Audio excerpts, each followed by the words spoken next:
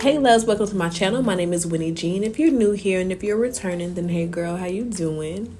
Today we're getting into a hair tutorial. I've been back in business, okay? And today's video is sponsored by Nadula. They sent me over a really cute Yaki wig. Y'all know I don't play about a good Yaki, okay? We're gonna unbox her, style her, and do everything from start to finish together. And I am kind of obsessed with the bag that this wig came in. It'll be perfect for traveling, so I'm definitely gonna keep this one. All of the details about this wig will be on the screen and in the description box below if you guys wanna go check it out. This is their chestnut brown ombre vpart with the new upgraded cap. I have her in 24 inches and right now she's $192, but if I have any coupon codes, I'll link them down below. The brown on this hair is gorgeous. It's like a really nice, warm, rich brown. The roots are dark, but it has money pieces around the front, so like the balayage comes up a little higher in the front, and oh my god, it's pretty. This might be my new favorite pre-colored wig. The color is gorgeous, I'm not gonna lie.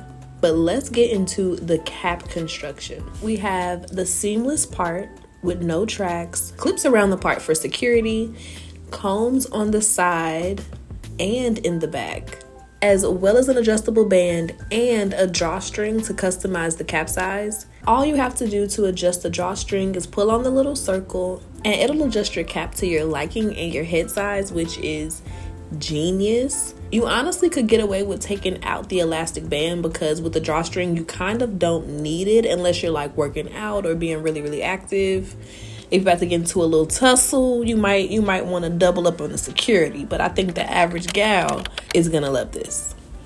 Now we gotta prep this natural hair. She's already clean and blow dried. I did my edges because my hair is all over my head, child, and that's the least I could do, but this is where we are in life right now, okay? At least she's clean. She smells real good. Mind your business, okay? But so first things first, let's go ahead and section out our leave out. If you're familiar with my channel, you know I do not like to do a full braid down or get my wig situated without testing thoroughly. Then my leave out both covers my wefts and fits perfectly with whatever wig that I'm using. So I did a little mock run, put her on, made sure that everything was laying how I wanted it to lay, and then I'm gonna go ahead and part out the tiniest sliver of edges. You literally only need to leave out a little bit, and if you want to put all of your edges up, you're more than welcome to. To secure my wig down, I'm doing a braided base. I'm only installing 6 braids going down the side of my head and towards the back. And I'm connecting them in the back to keep everything nice and tidy so I don't have a lot of little ends of braids all over the place. Feel free to customize your base to whatever your hair needs are. I know a lot of people just pop their hair in a little ponytail or a bun and then call it a day. You're welcome to do that, but I like to do a little braided base because one, I tend to keep my hair in longer than expected, so I don't want it just balled up in a ponytail under my wig. And two, I just like knowing that my hair is braided up and oiled under whatever style I'm gonna wear. It gives me a little peace of mind. I can't decide whether I want to cut off my hair for my 30th birthday or start growing it out. At first I wanted to cut it into like a really short bob, and now I'm like, ooh, do I just want to trim my ends and see how long I can get it? Because I always stop my hair growth journey right at bra strap length, and I really want to try to get to waist length. So why start over, you know?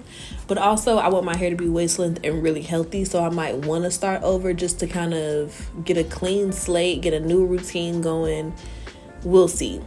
This is the finished braiding pattern. As you can see, she is not perfect, but she's nice and smooth and is gonna be perfectly fine for our install today. I'm just gonna straighten my little piece of edges that I left out before I pop the wig on because I feel like it's a lot easier without all that extra hair in your way. And now we're ready to go. Wait, almost. I'm gonna detangle her real quick and then we can pop her on. I just open up all of the clips around the part and place those first because that's what's most important. You want this area to be the flattest. And then I go ahead and place the combs in the front and the back and tighten the drawstring so she's nice and tidy, and we can go ahead and get into blending our natural hair. The little brown pieces that are framing my face are sending me. I love the color on this hair so much. I'm using my 1-inch Babyliss Pro flat irons to straighten my hair and blend everything together. I'm not using high heat. I think I use like medium heat to keep a little bit of texture in my hair so that it blends with the weave. And it's nice to be able to keep a little extra heat out of your hair. Not having to have your flat iron on hell to get your hair to blend with your weave is very convenient. I went in with a little bit of Kiss Root Touch-Up Spray in Darkies Brown just to make sure my part looks nice and crisp. And then a little bit of the John Frieda Frizzies serum and some hair wax. To get my leave out nice and laid, I want her laid into place. I need her snatched, laid, silky, seamless, okay? All of the things. Now for the cut, I went for blunt ends and layers in the front. I'm gonna show you guys a couple of different ways to style the hair, don't you worry, but as far as the cut, I went super simple today. I might go back in and add a couple of more layers later, but I wanted this wig to be something that I can wear all the time, not something that's very stylized. And a simple layer cut never goes out of style. After I essentially trim the ends at the bottom of the hair to make everything look nice and healthy, I'm going in and parting out a section from the very top of the crown of my head to just behind my ear, and this is where we're gonna add our layers. I'm combing everything into place and then taking my scissors and opening and closing them while sliding them down the hair at a 45-degree angle. And this creates the perfect 90s sexy blowout long layered look. I wanted to make sure I didn't cut my real hair, so I started my layers around my chin, but you're welcome to start them a little bit higher or lower to your liking. And there's no right or wrong way to do it. You essentially just want to keep cutting until you have it exactly how you want it, and try to cut little by little, not just going in and chopping it all at one time, because you cannot grow this hair back and she is expensive. Okay, take your time. After everything is cut on both sides, I went in with my flat iron and just gave the ends a little bump. All you have to do is flat iron it like normal up top, and then you want to give your flat iron a very slight turn at the bottom, and that's going to create that like little tuck. Not a curl, just a little bump, so you can get your little vintage vibes going. And this is the finished look for just the straightening with a little bump to it, okay? The blending is gorgeous. Not only is the cap construction making the wig super flat up top, but the way that they colored this wig and blended the colors together makes it super, super easy to blend with your natural hair color, even if your hair is not colored, if that makes sense. My dark brown hair blends perfectly with this wig, and it looks really natural without me having to color my hair at all. Now, before we get into this second style, I have to make an honorable mention for these curls. Normally, when you curl some hair that's not going to hold a curl, as you run your fingers through it and style it and play with it, the curls tend to fall. These curls were going nowhere, okay? These curls were permanently located on this wig. I'm obsessed. I don't know what's in the water, but the Yaki textures have been improving so much. And I've always loved a Yaki, but a Yaki that can hold a curl is rare, and especially at this price point. So if you love a Yaki wig, definitely go and grab this one. Now, I want to show you guys a couple of other ways to style this hair, and the first one is one of my faves. I call it the princess updo. Call it what you want, okay? Essentially, I just put 2 big twists in the front of my hair while leaving out a little bit of like face framing curls.